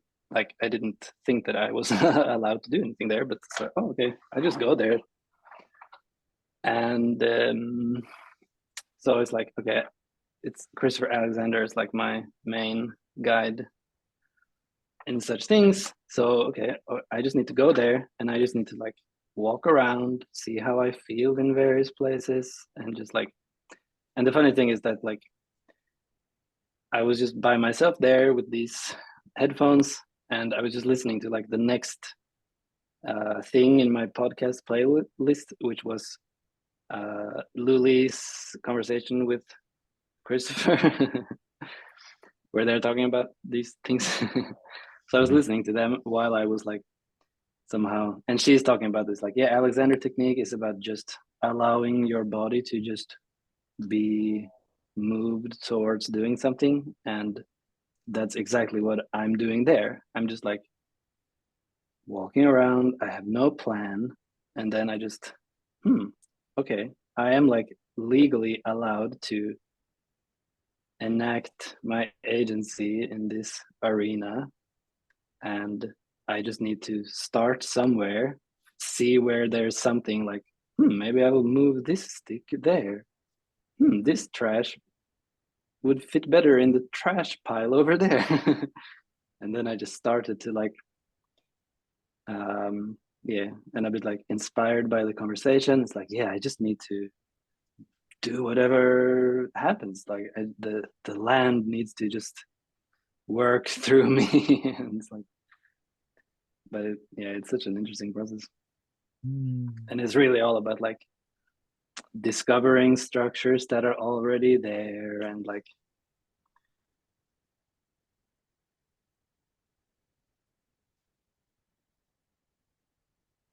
and then I just like I found some pile of strange bricks. What was I thinking about this? I had some kind of it's like a very nebulous situation. It reminds me like like in my childhood, I also remember like these places here and there, which would be like some kind of small woods, small like not a forest, but like a small thing of woods. And there would be like weird trash, and you have the feeling that like some kind of activity is going on here that I don't understand exactly. Like when I'm in this plot of land now, it's like, is there anyone living here somewhere somehow?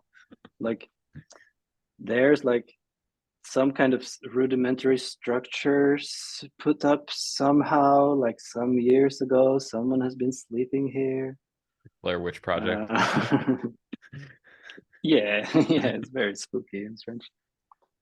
Yeah, I don't know where it's going exactly, but that's what I did today. When I saw you posted pictures of your new land, I was like immediately like, I cannot wait to see how this gets elaborated strictly along Christopher Alexander lines. Like, I'm like, this is gonna be so sweet to watch this. Yeah, but you know that there's a very big like prerequisite, which is that I need to be able to counteract my ADHD using GPT-4. That's the only way that this is gonna work, and it's like a perfect confluence where I finally have an arena to enact my agency at the same time as these extremely sophisticated cognitive assistants are like coming online, so that and that somehow I have faith that they will allow me to actually do things. Wait, what do you mean by how is GPT-4 gonna specifically help you build out your or you're saying GPT-4 is gonna distract you from building out your land? Yeah, well, that's the danger. But no, like I'm and yeah, like that's also like the reason why everything is just work and everything is the same process, because it's like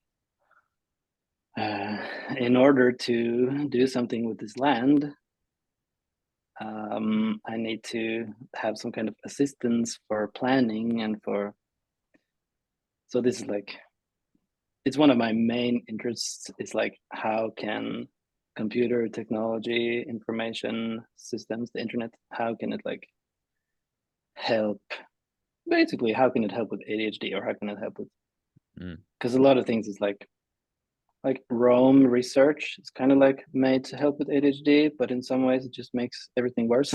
Yeah. Rome is like, yes, you're right, everything is connected to everything else. Like, yeah. Whoops. But I suppose GPT-4, I think it's really interesting that GPT-4 is like, I see people like complaining a lot on Twitter that it's like, oh, they've made it so biased, they've made it so like normie with the feedback training and stuff. But for me, it feels like, wow, they have like, I type my crazy ADHD nonsense into the chat box, and then it's just like, very interesting. It seems that you're trying to explain. It seems that you, and it's like, oh yes, that is actually like. So the AI is like really helping me to just be aligned with some kind of normal reality. It's very useful. That's super fascinating. Yeah, because it's like used to like extracting some structure from like a totally disordered corpus of everything on the internet. Yeah, Yeah, and it manages to like, it's just very remarkable, I think, and that's why I feel like, I don't know, there's something like, it just feels like such a friendly presence to me. Yeah, I find it interesting in a lot of ways, and I've connected it to religion in some ways, or I feel that there is some connection there. Yeah, and I think that's one of the things I wanted to talk about. Have you guys read the Scott's Turing test story? Not yet. That's like, that's one of the best things I've ever read. Like that's right. It's so good. He really went there. He like went all the way there. He was like, "Fuck it, I'm gonna go full Kabbalah mode now." I'm like, yes, he did. It's so amazing. It's like the thing. One of the things that he says towards the end there is something that I had been thinking about. This way that like the fact that the LLMs had to like hoover up all of the text on the internet or whatever, practically to constitute themselves, means that like in retrospect, all of the text that any of us personally put on the internet up until this point, so like all of that text was like a vote. I mean, I think he just basically says this explicitly, was like a vote for how the LLM should behave. Like anytime we were an asshole, it was like a vote for the LLM to behave like an asshole. But anytime we were like kind or talked about kindness, it was like a vote for the LLM to be kind. And that's like some shit, right? That's like there's something fascinating there about, this is another one of those six thoughts moments. It connects to this thing that we were talking about the internet as a home, and also about text as a home, right? Like the LLMs are like combining sort of the internet as a home with the text as a home to like, all right, here is a, a, a creature which has like hoovered up all of the internet and all of the text on the internet, and is like kind of the instantiation of whatever intents and whatever like energies were present in that text. Much of which, indirectly, like first of all, there must be many copies of literally the Bible in that text. Like the Bible itself just is raw text, as probably many times. Second of all, like the entire Western intellectual tradition was like descended in a lot of ways from Christianity and Christian ideas, and so a lot of that text also is indirectly influenced by Christian ideas, or just very directly influenced by Christian ideas. So there's this like clear through line from, monks laboriously like transcribing the Bible or whatever, all these other texts, and like preserving them over thousands of years, to the point where they can now be like fed into language models, so that they can like, there's just this very fascinating whole thing. I'm very grateful to Scott for just like going there so explicitly, just like, yep, this is a thing that's happening, and it's like kind of fucking crazy, and like 1,000-year evolution of text as like a living thing. Okay. At this point, I've had this idea that like the that the large language models, okay, it's like that the language models are somehow the university. That's my proposition. That the university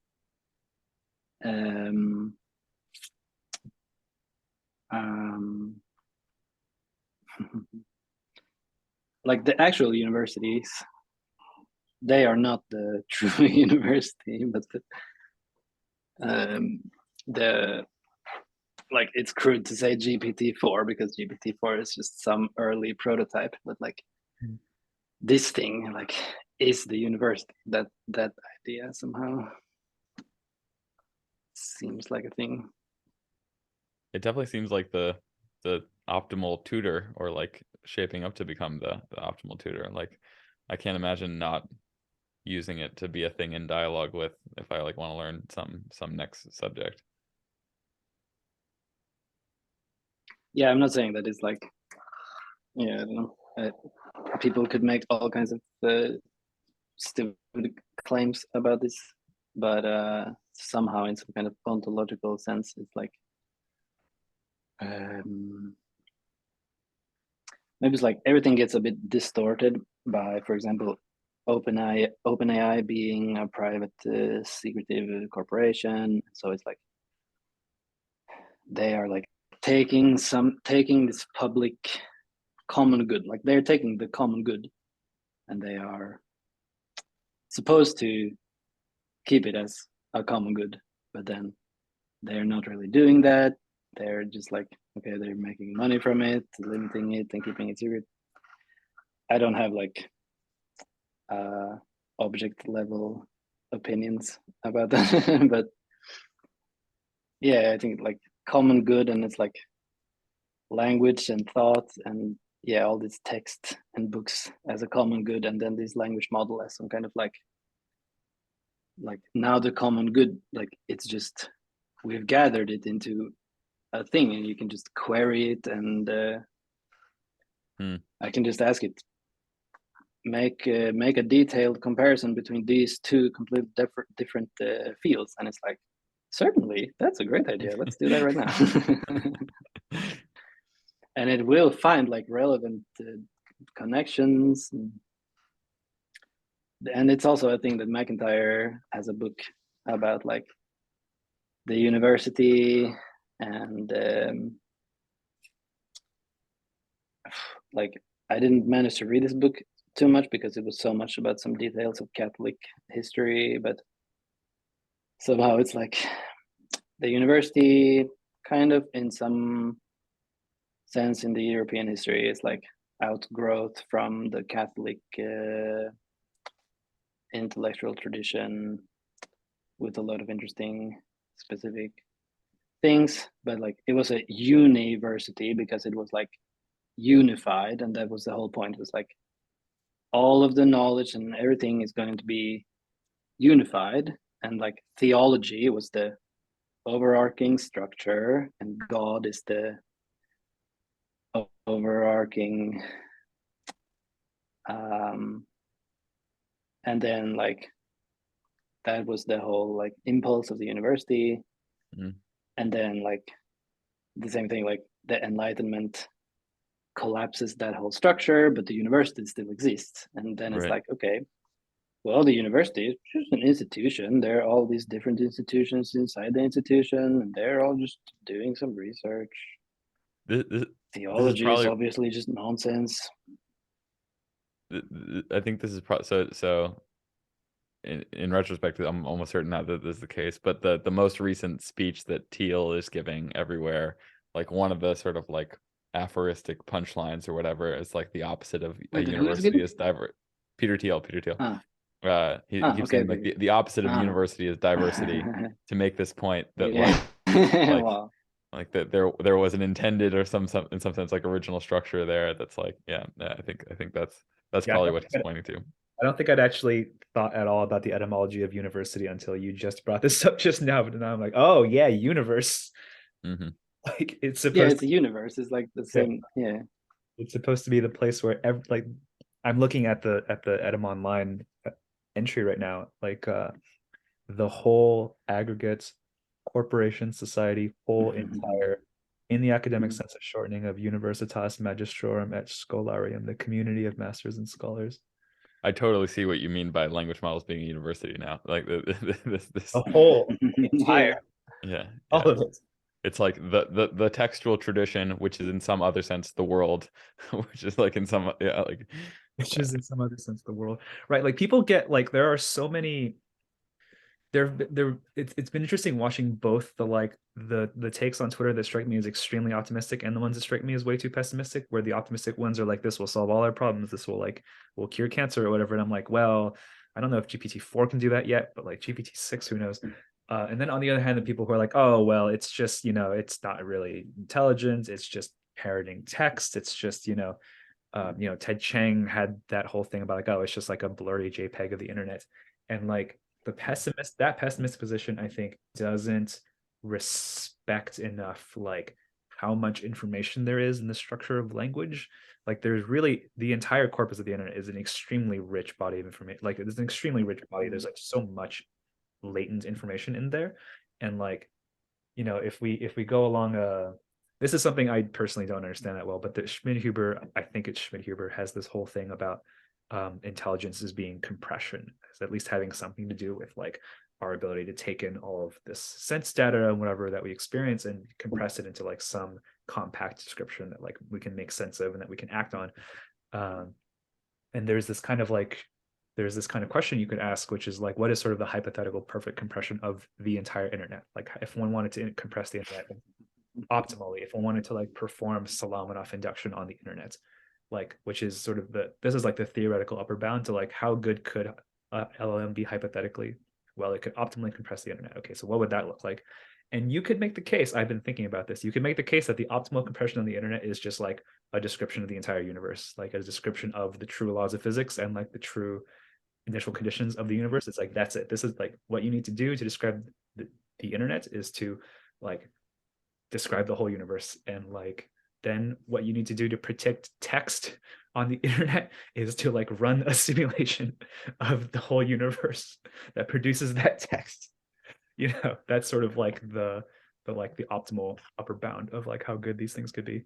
And once you have that, you don't get to just say like this is a stochastic parrot anymore. Like there is a potential here to reach like something that is compressed enough to constitute something like true understanding, whatever that means. And this is like a thing that I would like to talk about more at some point. Okay, but in keeping with the theme of our conversation from before, I would bet that whatever that like deepest possible compression of that body of text is, in fact, like whatever the deepest compression is of that, or the best compression is of that, is most fundamentally structured by the the eternal Tao, so to speak, rather than the objective structure of the physics, right? Like if you think like what in fact is most driving like the ongoing linguistic conversation, it's not best like kind of like ontologically construed in terms of physical law. It's going to be best ontologically construed in terms of like whatever that logos thing is.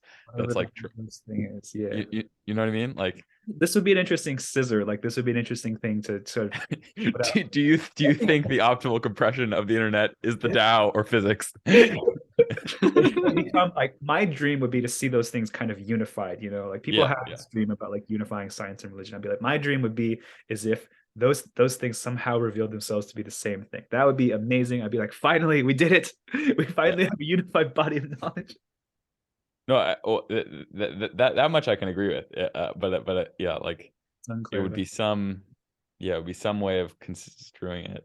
It's funny because the Schmidt-Huber paper, it reminds me of my like many dashes words thing, because he's like driven by compression progress, a theory of like learning, play. He's got like 20 different things after that where it's like it's all secretly compression in his mind. Yeah.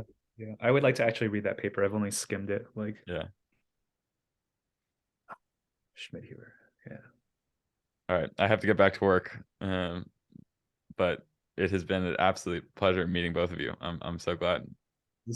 And feel free to continue without me, but I gotta hop off. I mean, this feels like a good time, and you gotta get to sleep, Michael. So I don't want to. Yeah, that is true. It feels like a great place to stop. Just like, yep, all right. The Tao. the Tao or physics. I'm very happy to stop things here. Yeah, thank you both so much for agreeing to this. I had a great time. I'm like, it's been great stuff. Like I feel like things moving around in my own conception of things, and I'm excited to see where this goes. Yeah, I have to read like 30 more books. Ideal Friday nights for sure. All right, guys. Okay, great. Yeah, see you around. So talk to you another time. Take care.